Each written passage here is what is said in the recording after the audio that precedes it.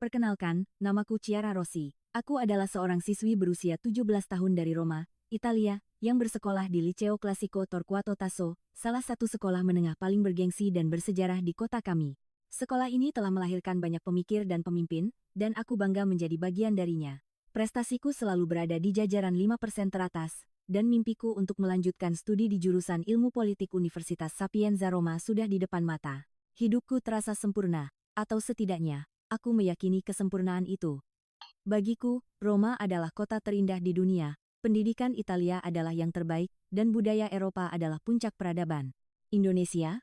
Sejujurnya, aku hanya tahu nama negara itu dari teman-temanku yang menyukai liburan pantai di Bali. Sebuah negara kepulauan yang eksotis, jauh, dan asing.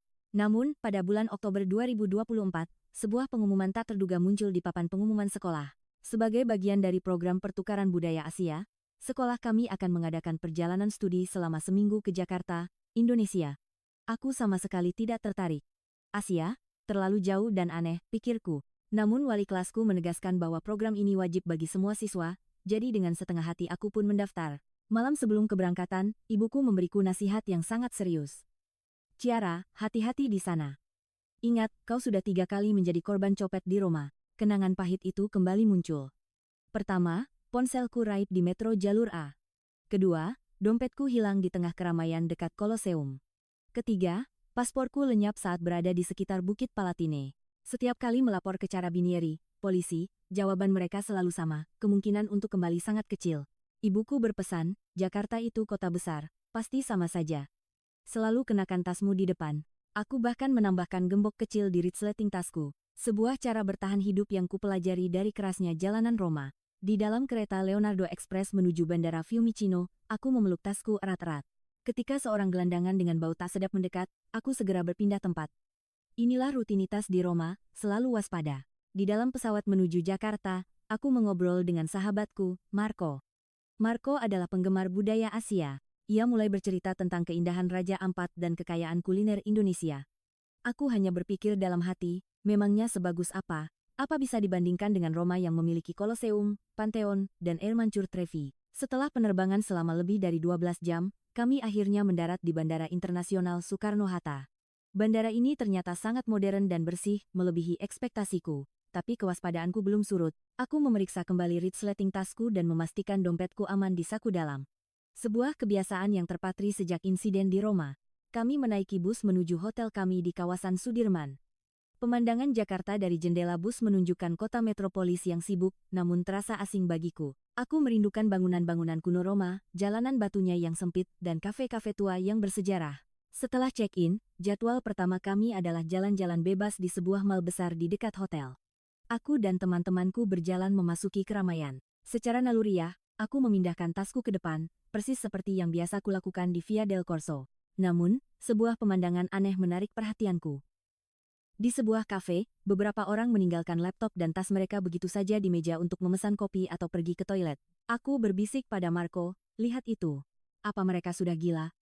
Kalau di Roma, barang-barang itu pasti sudah lenyap dalam sekejap. Marco mengangguk setuju, sama herannya. Karena penasaran, kami memutuskan untuk menunggu dan melihat. Sekitar 10 menit kemudian, orang-orang itu kembali ke meja mereka. Dan seolah tidak terjadi apa-apa, mereka membuka laptop dan mulai bekerja kembali. Aku benar-benar bingung. Di Roma, barang yang ditinggal tanpa pengawasan selama 30 detik pun akan hilang. Ah, mungkin hanya kebetulan, pikirku. Mereka sedang beruntung. Aku menutup hari pertamaku dengan pikiran itu, tanpa menyadari bahwa ini hanyalah awal dari rangkaian kejutan yang akan mengubah pandanganku selamanya. Keesokan harinya, kami mengunjungi Monumen Nasional, Monas. Ini adalah pengalaman pertamaku melihat monumen kebanggaan bangsa Indonesia. Rasanya sangat berbeda dengan monumen-monumen di Roma. Monas tidak semegah Colosseum, tapi memancarkan semangat perjuangan yang kuat. Di sekelilingnya, banyak keluarga berpiknik dan anak-anak bermain. Aku melihat banyak orang mengenakan batik, dan aku bersama teman-temanku pun mencoba mengenakannya. Ternyata sangat indah dan nyaman. Selama berkeliling Monas, aku tidak pernah lengah menjaga tasku. Bagiku, tempat wisata adalah surga bagi para pencopet. Ingatan saat kehilangan paspor di dekat Forum Romanum masih begitu jelas. Tapi lagi-lagi, aku melihat sesuatu yang janggal. Orang-orang Indonesia tampak begitu santai. Mereka menyandang tas di punggung, bahkan beberapa meletakkannya begitu saja di atas tikar saat berfoto. Tiba waktunya makan siang. Kami diajak ke sebuah restoran Padang di dekat sana. Kami memesan rendang dan ayam pop. Tak lama kemudian, pemandangan luar biasa tersaji di meja kami. Selain hidangan utama, puluhan piring kecil berisi aneka lauk memenuhi seluruh meja, daun singkong, sambal, gulai nangka, perkedel, dan banyak lagi. Aku bertanya kepada pelayan, "Maaf, apakah kami memesan semua ini?" Pelayan itu tersenyum ramah dan menjawab, "Oh tidak, ini semua hidangan yang kami sajikan. Silakan dimakan mana saja yang disuka. Nanti bayarnya dihitung yang dimakan saja." Aku terperangah. Di Roma, bahkan sekeranjang roti pun seringkali harus bayar. Air putih pun kadang dikenakan biaya. Tapi di sini, begitu banyak hidangan disajikan secara cuma-cuma untuk dicicipi. Marco berbisik, "Ciara, luar biasa, kan? Hal seperti ini tidak akan pernah terjadi di Roma." Aku mengangguk setuju. Rasa makanannya pun fantastis. Kaya akan rempah dan memiliki cita rasa yang dalam, benar-benar berbeda dari masakan Italia. Setelah makan, kami berjalan-jalan di kawasan kota tua. Bangunan-bangunan peninggalan kolonial Belanda dan kafe-kafe bergaya vintage berjejer rapi. Aku masuk ke sebuah toko kecil untuk membeli beberapa kartu pos. Pemilik toko, seorang ibu parubaya, menyambutku dengan sangat ramah. Selagi memilih kartu pos, aku meletakkan tasku di atas kursi di dalam toko. Sebuah tindakan yang tidak akan pernah berani kulakukan di Roma, tapi pemandangan beberapa hari terakhir membuatku sedikit lebih santai. Setelah selesai memilih dan hendak membayar, jantungku nyaris berhenti. Tasku masih ada di kursi, tidak tersentuh sama sekali. Mungkin kalian berpikir, tentu saja masih di sana, kan? Tapi di Roma, itu bukan hal yang wajar. 3 detik saja kau memalingkan muka, barangmu bisa lenyap. Aku menghela napas lega. Malam harinya, kami pergi ke salah satu gedung pencakar langit di Jakarta untuk melihat pemandangan kota dari atas. Pemandangan malam Jakarta sungguh memukau. Berbeda dari pemandangan malam Roma yang didominasi cahaya kuning keemasan dari bangunan bersejarah, Jakarta berkelip dengan cahaya perak modern dari ribuan gedung tinggi. Kota ini begitu luas dan megah. Aku jadi bertanya-tanya, bagaimana bisa kota sebesar ini begitu aman? Roma juga kota besar. Tapi tingkat kejahatannya sangat tinggi, terutama di area turis. Di kafe puncak gedung itu, kami memesan minuman. Aku meletakkan ponselku di atas meja saat pergi ke toilet. Mungkin sekitar 5 menit. Dalam perjalanan kembali, aku tiba-tiba sadar, astaga, ponselku tertinggal. Aku langsung berlari, teringat kenangan pahit kehilangan ponsel di Metro Roma. Setibanya di meja, ponselku masih ada di sana. Sepasang anak muda Indonesia di meja sebelah tersenyum ramah padaku. Aku bernapas lega, lalu berpikir, aneh. Ini terlalu aneh. Apakah hal seperti ini benar-benar mungkin? Dalam perjalanan kembali ke hotel, aku berkata pada Marco, negara ini, rasanya punya sesuatu yang berbeda. Benar-benar berbeda dari Roma. Marco setuju. Kami belum tahu, kejutan yang sesungguhnya baru akan dimulai keesokan harinya. Hari ketiga perjalanan studi, kami mengunjungi kawasan bersejarah lainnya. Kami berjalan menyusuri jalanan yang ramai, mengagumi arsitektur tua dan mengambil banyak foto. Aku begitu asik bersuah foto dengan teman-temanku. Cuacanya cerah dan suasananya menyenangkan. Mirip seperti area Trastevere di Roma, tapi jauh lebih tenang dan damai. Di sebuah museum kecil, kami belajar tentang budaya Indonesia. Tentang sistem irigasi subak di Bali, tentang kain batik yang syarat makna, dan tentang keris. Budaya yang sama sekali berbeda dari Italia, namun memiliki kedalaman filosofi yang mengagumkan. Setelah makan siang, kami kembali berjalan-jalan. Dan saat itulah terjadi. Aku meraba tas selempang kecilku dan merasakan ada yang aneh. Dompetku tidak ada. Seketika duniaku seakan runtuh. Di dalam dompet itu ada uang tunai 4,5 juta rupiah, kartu kredit, dan kartu identitas pelajarku. 4,5 juta rupiah itu setara dengan hampir 300 euro. Bukan jumlah yang sedikit. Aku panik. Kapan dan di mana aku kehilangannya? Di museum? Di jalanan? Atau jangan-jangan seseorang telah membuka tasku? 3 pengalaman kecopetan di Roma kembali menghantuiku. Kejadian lagi, pikirku. Ternyata semua tempat wisata sama saja. Aku segera melapor kepada guru pendampingku. Beliau menenangkanku dan mengajakku untuk melapor ke pos keamanan terdekat. Seorang petugas keamanan, Satpam, menyambut kami dengan ramah, tapi dalam hati aku sudah pesimis. Pasti tidak akan ketemu. Polisi di Roma saja tidak bisa menemukannya, apalagi di sini. Petugas itu bertanya, bisa dijelaskan ciri-ciri dompetnya? Aku menjelaskan, dompet kulit berwarna coklat, dengan gantungan kunci miniatur Colosseum. Petugas itu kemudian berbicara melalui radionya. Tak lama kemudian, ia berkata, Mbah tadi habis dari museum, ya? Aku terkejut, iya, Pak, kok tahu? Petugas itu tersenyum. Ada laporan dompet ditemukan. Seorang pengunjung lain menemukannya di kursi museum dan langsung menyerahkannya ke petugas kami di sana. Aku tidak bisa mempercayainya. Sungguh, Pak? Benar-benar sudah ditemukan? 30 menit kemudian, dompetku tiba. Petugas memintaku untuk memeriksanya. Dengan tangan gemetar, aku membukanya. Uang tunai 4,5 juta rupiah masih utuh, tidak kurang sepeser pun. Kartu kredit dan kartu pelajarku juga ada di tempatnya. Aku terdiam, kehabisan kata-kata. Di Roma, aku kehilangan dompet 3 kali. Tiga-tiganya tidak pernah kembali. Bukan hanya uangnya, dompetnya pun lenyap. Polisi hanya berkata sulit untuk ditemukan. Tapi di sini, di Indonesia, dompet berisi uang 4,5 juta rupiah kembali dalam keadaan utuh. Aku bertanya kepada petugas, "Pak, siapa orang yang menemukannya? Saya ingin mengucapkan terima kasih." Petugas itu menjawab, "Orangnya sudah pergi, Mbak." Katanya tidak perlu ucapan terima kasih atau imbalan apapun, hanya melakukan hal yang benar saja, katanya. Saat itu juga, hatiku terasa hangat dan mataku berkaca-kaca. Aku teringat semua perasaan putus asa, ketidakpercayaan, dan amarah yang kurasakan saat menjadi korban pencopetan di Roma. Tapi di Indonesia, aku mengalami sesuatu yang benar-benar berbeda. Saat meninggalkan pos keamanan, aku berkata kepada guruku, "Pak, negara ini benar-benar berbeda." Guru itu mengangguk. "Ya, Ciara. Bapak juga terkejut, ini adalah sesuatu yang tidak mungkin kita bayangkan terjadi di Roma." Malamnya, aku melakukan panggilan video dengan orang tuaku dan menceritakan kejadian itu. Ibuku bertanya dengan nada tak percaya, "Benarkah? Uangnya masih utuh semua?" "Iya, Bu. Tidak kurang sepeser pun." Ibuku hanya bisa menggelengkan kepala, takjub. Malam itu, aku berbaring di tempat tidur dan berpikir, mengapa orang-orang di negara ini seperti ini? 4,5 juta rupiah bukan uang yang sedikit, kenapa mereka tidak mengambilnya? Kalau di Roma, dompet itu pasti sudah lenyap dalam hitungan detik. Aku mulai melihat Indonesia dengan cara yang sama sekali baru. Ini bukan lagi sekadar keberuntungan. Ini adalah cerminan dari sistem, atau mungkin, budaya bangsa ini. Pada hari keempat, kami diberi waktu bebas di malam hari. Guru kami berkata, "Kalian boleh jalan-jalan bebas sampai jam 11 malam. Tapi ingat, tetap jaga keselamatan." Aku berpikir, jam 11 malam, kalau di Roma, guru kami tidak akan pernah mengizinkannya.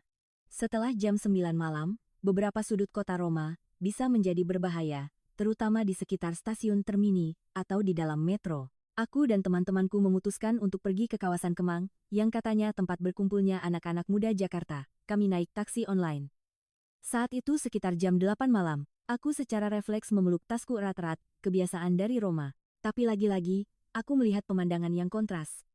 Orang-orang di sekitarku tampak sangat santai, bahkan asyik bermain ponsel atau menonton video selama perjalanan. Di Roma, mengeluarkan ponsel di tempat umum pada malam hari adalah tindakan yang sangat berisiko. Kemang ternyata sangat hidup. Dipenuhi anak muda, kafe-kafe trendy, dan pertunjukan musik di beberapa sudut. Tawa dan obrolan terdengar di mana-mana.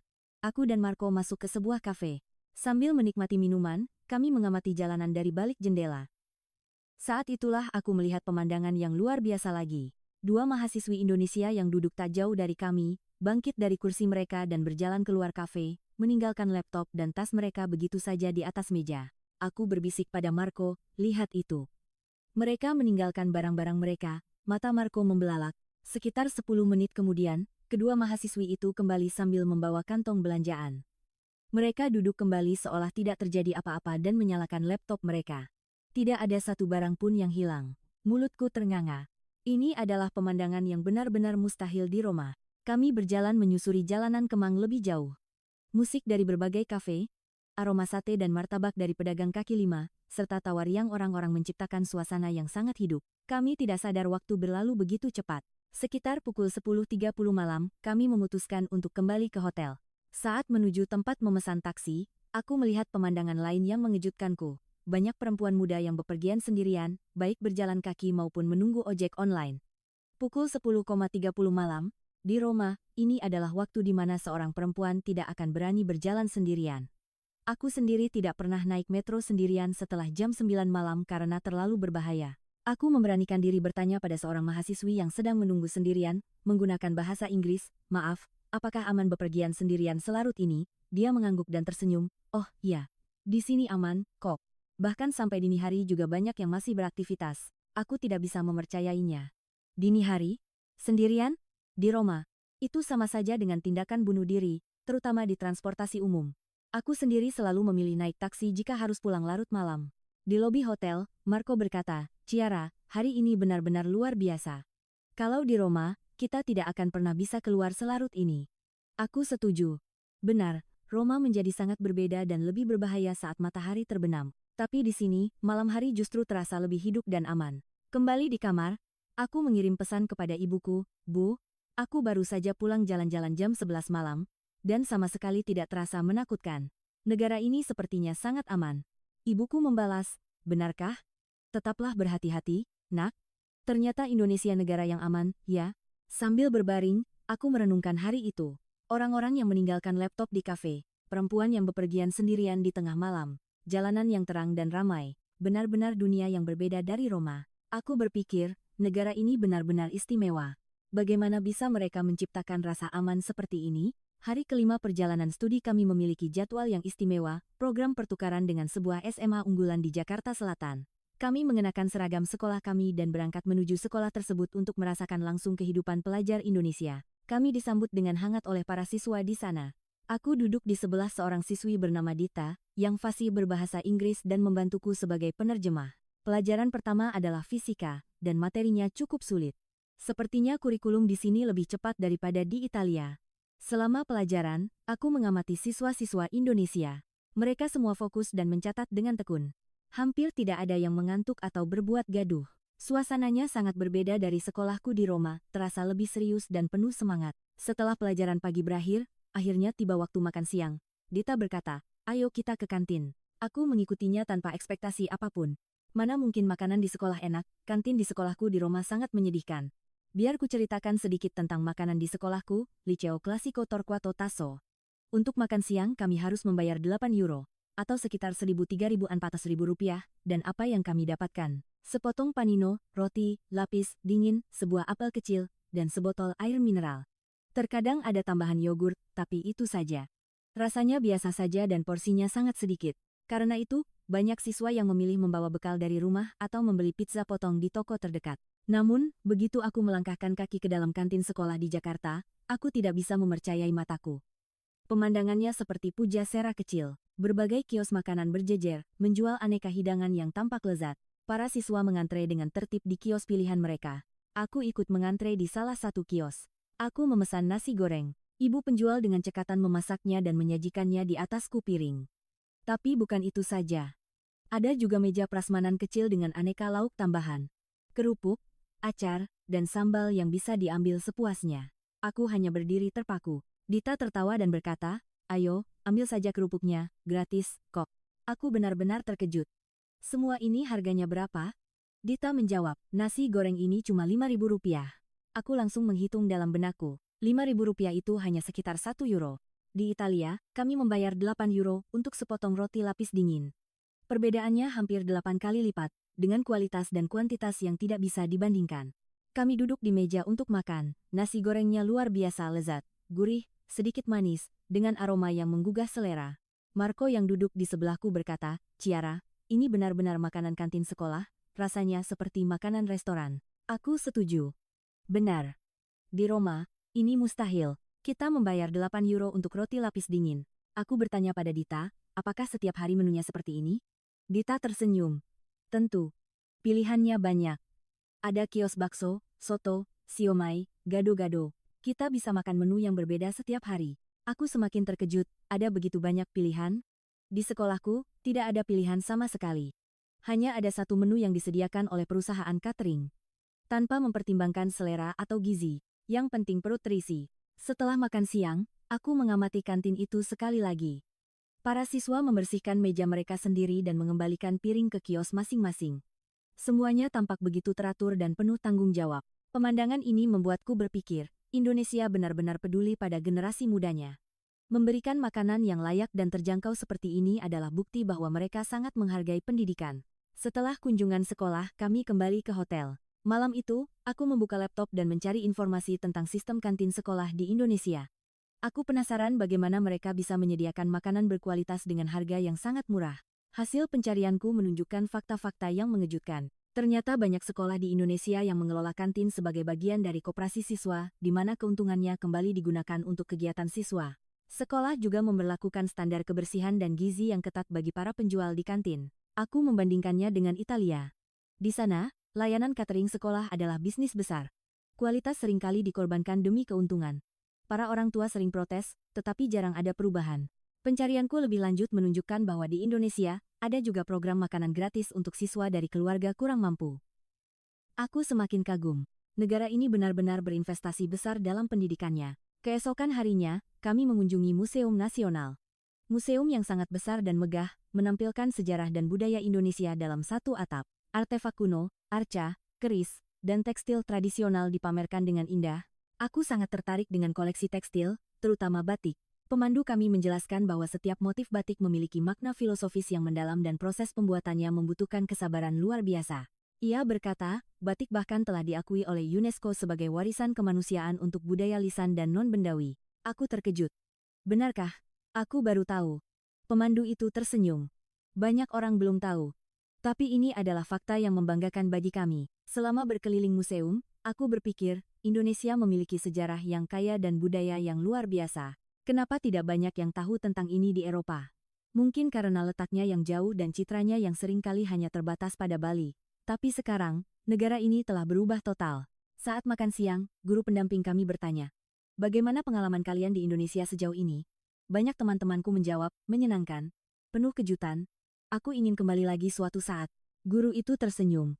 "Apa yang paling berkesan bagi kalian?" Marco mengangkat tangan, "Bagi saya, kantin sekolahnya, Pak." Saya tidak habis pikir. Kita yang membayar 8 euro untuk roti lapis dingin terasa seperti orang bodoh. Teman-teman yang lain setuju. Aku lalu berkata, "Bagi saya, yang paling luar biasa adalah ketika dompet saya yang hilang bisa kembali, dengan uang yang utuh. Hal seperti itu benar-benar mustahil terjadi di Roma." Guru kami mengangguk. "Benar, Ciara.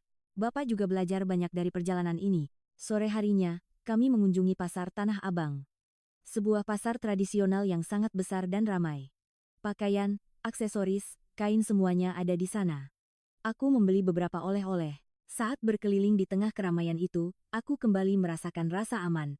Di pasar Loak Porta Portese di Roma, aku akan selalu waspada dan memeluk tasku. Tapi di sini, aku bisa berbelanja dengan nyaman. Malamnya di hotel, aku melakukan panggilan video dengan orang tuaku. Aku menceritakan semua pengalamanku hari itu, terutama tentang kantin sekolah. Ibuku berkata, "Luar biasa sekali. Andai saja di sini sistemnya seperti itu." Ayahku menambahkan, Indonesia adalah negara yang berkembang sangat pesat. Dulu mereka negara miskin, sekarang menjadi salah satu kekuatan ekonomi terbesar. Ayah dengar mereka berinvestasi besar-besaran di bidang pendidikan dan sumber daya manusia. Mungkin inilah hasilnya. Aku mengangguk. Benar, Ayah. Selama di sini, aku merasa sistem mereka berjalan dengan sangat baik. Dari keamanan, makanan, dan banyak hal lainnya. Italia bisa belajar banyak dari mereka. Setelah panggilan berakhir, aku berbaring dan berpikir. Besok adalah hari terakhir.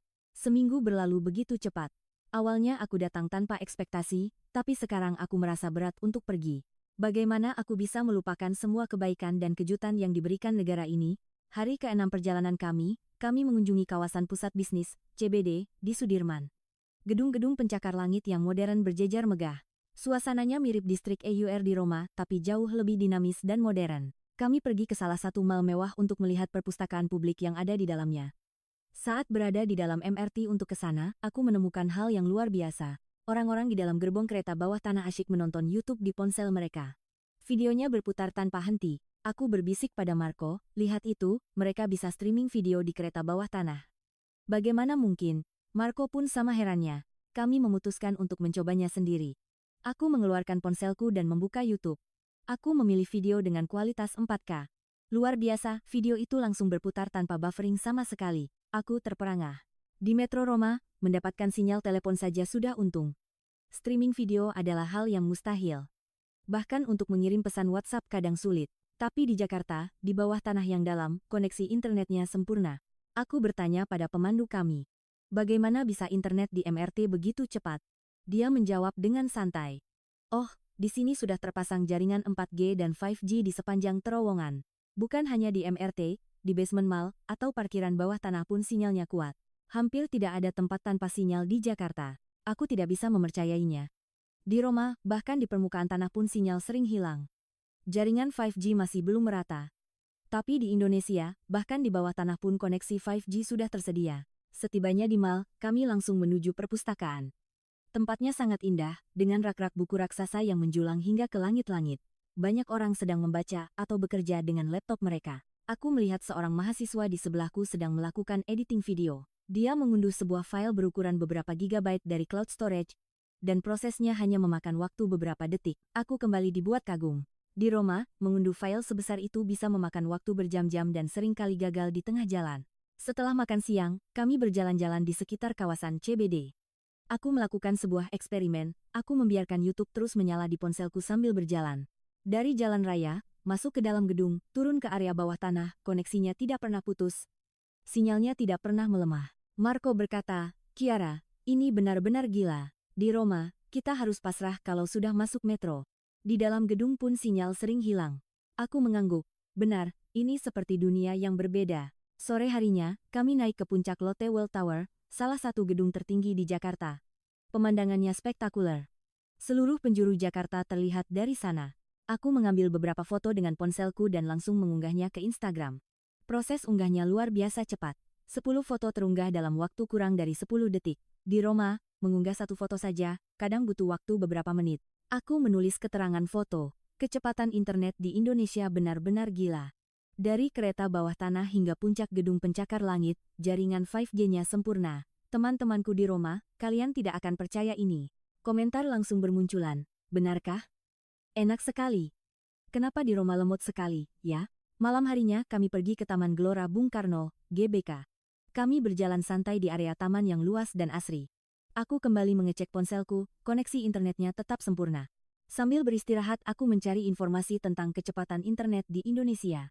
Hasilnya menunjukkan bahwa Indonesia adalah salah satu negara dengan koneksi internet seluler tercepat dan paling terjangkau di dunia. Aku membandingkannya dengan Italia. Rata-rata kecepatan di Italia jauh di bawahnya, dan itu pun hanya di kota-kota besar. Di area pedesaan atau di bawah tanah, sinyal seringkali tidak tersedia. Marco terkejut saat aku menunjukkan data itu. Wow, perbedaannya jauh sekali. Sepertinya Indonesia berinvestasi besar-besaran untuk infrastruktur digital mereka. Saat hari mulai gelap dan lampu-lampu taman menyala, pemandangannya menjadi sangat indah. Aku melakukan panggilan video untuk menunjukkannya kepada orang tuaku. Kualitas gambarnya sangat jernih, tanpa jeda sedikit pun. Di Roma, panggilan video sering terputus-putus. Ibuku berkomentar, "Kiara, gambarnya bagus sekali. Kok bisa sejernih itu?" Aku menjawab, "Bu, internet di sini super cepat. Dimanapun ada sinyal 5G, bahkan di kereta bawah tanah." Ayahku terdengar takjub, "Di kereta bawah tanah? Itu benar-benar hebat." Malam itu, di kamar hotel, aku menulis di buku harianku. Internet di Indonesia sungguh luar biasa. Selalu terhubung, super cepat, dan tidak pernah putus. Ini semua mungkin karena negara ini berani berinvestasi besar pada infrastruktur untuk rakyatnya. Andai saja Italia bisa seperti ini. Hari ke-7, hari terakhir kami. Saat bangun pagi, hatiku terasa berat. Malam ini kami harus terbang kembali ke Roma. Seminggu berlalu seperti mimpi. Awalnya aku datang dengan setengah hati, tapi sekarang aku tidak ingin pergi. Sambil mengemasi barang, aku mengenang kembali perjalanan seminggu ini. Dompetku yang kembali utuh, rasa aman berjalan di malam hari. Kantin sekolah yang luar biasa. Internet super cepat di mana saja. Semuanya terasa tidak nyata. Jadwal terakhir kami adalah berbelanja oleh-oleh. Aku membeli lebih banyak kain batik untuk orang tuaku dan aneka camilan khas Indonesia untuk teman-temanku. Para penjual sangat ramah dan sabar. Sebelum berangkat ke bandara, guru pendamping kami berkumpul di lobi hotel. Beliau berkata, "Semoga perjalanan ini menjadi pengalaman berharga bagi kalian semua. Kalian telah belajar betapa pentingnya memahami budaya yang berbeda." Aku mengangkat tangan. "Pak, bolehkah saya mengatakan sesuatu?" Guru itu mengangguk. Di depan semua temanku, aku berkata, "Perjalanan ini telah memberiku pelajaran yang sangat banyak. Indonesia jauh lebih hebat dari yang pernah kubayangkan. Ada 3 hal yang paling mengejutkanku. Pertama, keamanannya. Dompetku yang hilang kembali tanpa kurang sepeser pun. Kita bisa berjalan di malam hari dengan aman. Ini adalah hal yang mustahil di Roma. Kedua, makanan di sekolahnya. Kita bisa mendapatkan makanan yang lezat dan bergizi dengan harga yang sangat murah. Ketiga, internetnya. Bahkan di kereta bawah tanah pun kita bisa menikmati koneksi 5G yang sempurna. Aku melanjutkan, ketiga hal ini bukan sekadar tentang kenyamanan atau teknologi. Ini menunjukkan betapa negara ini menghargai rakyatnya, terutama generasi mudanya. Lingkungan yang aman untuk hidup, makanan yang sehat untuk tumbuh, dan koneksi tanpa batas untuk belajar. Ini semua adalah hasil investasi negara untuk kesejahteraan rakyatnya. Teman-temanku bertepuk tangan. Guru kami tersenyum dan berkata, observasi yang sangat bagus, Ciara. Kamu benar. Indonesia telah mencapai kemajuan yang luar biasa dalam waktu singkat. Kita bisa belajar banyak dari mereka. Di dalam bus menuju bandara, aku menatap keluar jendela. Pemandangan kota Jakarta yang sibuk kini terasa begitu akrab. Setibanya di Bandara Soekarno-Hatta, kami check-in dan menuju ruang tunggu. Saat waktu keberangkatan semakin dekat, aku merasa ingin menangis. Aku benar-benar tidak ingin pergi. Marco menepuk pundakku, Ciara, jangan menangis. Kita pasti bisa kembali lagi suatu saat. Aku mengangguk dan berjanji dalam hati. Aku pasti akan kembali. Bukan hanya untuk berlibur, tapi untuk tinggal lebih lama. Mungkin, aku bisa kuliah di sini. Universitas Sapienza bisa menunggu untuk jenjang S2. Di dalam pesawat, aku mengeluarkan ponselku untuk terakhir kalinya. Jaringan 5G bandara masih berfungsi sempurna. Aku mengunggah sebuah tulisan di media sosialku. 7 hariku di Indonesia telah berakhir. Negara ini adalah masa depan yang kulihat. Masyarakat yang aman, sehat, dan terhubung. Negara yang menghargai manusianya. Aku pasti akan kembali. 2 tahun lagi, untuk belajar di Universitas Indonesia. Sampai jumpa, Indonesia. Hanya untuk sementara, pesawat lepas landas. Dari jendela, kerlip cahaya Jakarta perlahan mengecil. Aku menyeka air mataku dan berpikir, ini bukan sekadar perjalanan studi. Ini adalah perjalanan yang mengubah hidupku. Selama 12 jam penerbangan kembali ke Roma, aku mulai menyusun rencana. Aku akan mulai belajar bahasa Indonesia. Aku akan mencari informasi tentang pendaftaran universitas di Indonesia. Aku harus meyakinkan orang tuaku, tapi aku yakin bisa. Jika aku menceritakan apa yang kulihat dan kurasakan, mereka pasti akan mengerti.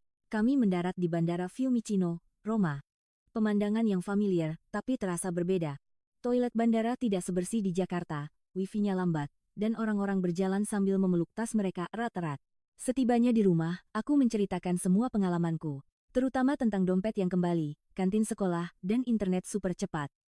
Orang tuaku sangat terkejut. Lalu dengan hati-hati aku berkata, Ayah, Ibu, aku ingin kuliah di Indonesia, bukan di Universitas Sapienza. Orang tuaku terkejut, namun melihat kesungguhan di mataku, mereka berjanji akan mempertimbangkannya. Malam itu, aku berbaring sambil membayangkan Jakarta, jalanannya yang terang, keramahan warganya, keindahan Monas, lezatnya nasi goreng di kantin sekolah, dan video YouTube yang berputar tanpa henti di MRT. Aku merindukan semuanya. 2 tahun kemudian, 6 bulan setelah perjalanan itu, aku mendaftar di kursus bahasa Indonesia. 1 tahun kemudian, aku berhasil mendapatkan sertifikat uji kemahiran berbahasa Indonesia, UKBI, dengan nilai yang memuaskan. Aku memutuskan untuk mendaftar di program kelas internasional Universitas Indonesia, orang tuaku. Melihat kesungguhanku, akhirnya memberikan dukungan penuh. Dan akhirnya, surat penerimaan itu datang. Aku diterima di Universitas Indonesia. Aku menangis bahagia. Janjiku 2 tahun lalu akhirnya terwujud. Saat ini, aku sedang berjalan melewati gerbang imigrasi Bandara Soekarno-Hatta. Bukan lagi sebagai turis, tapi sebagai seorang mahasiswi. Di luar, pemandangan yang kurindukan menyambutku. Bandara yang bersih, orang-orang yang ramah, dan sinyal internet yang cepat. Aku tersenyum. Aku telah kembali ke negara yang kucintai. Inilah kisahku. Perjalanan studi ke Indonesia telah mengubah arah hidupku. Pengalaman selama 7 hari menentukan masa depanku. Keamanan, makanan, dan internet di Indonesia bukanlah sekadar fasilitas. Itu adalah cerminan dari masyarakat yang menghargai kejujuran, negara yang mempersiapkan masa depan, dan budaya gotong royong yang saling percaya. Sekarang, aku akan menjadi bagian dari negara ini. Halo, Indonesia. Aku Ciara Rossi. Mahasiswi Italia yang 2 tahun lalu datang sebagai seorang pelajar SMA. Kini aku kembali ke negara yang tidak pernah ingin kutinggalkan. 4 tahun ke depan, aku akan belajar dan hidup di sini. Aku sangat bahagia.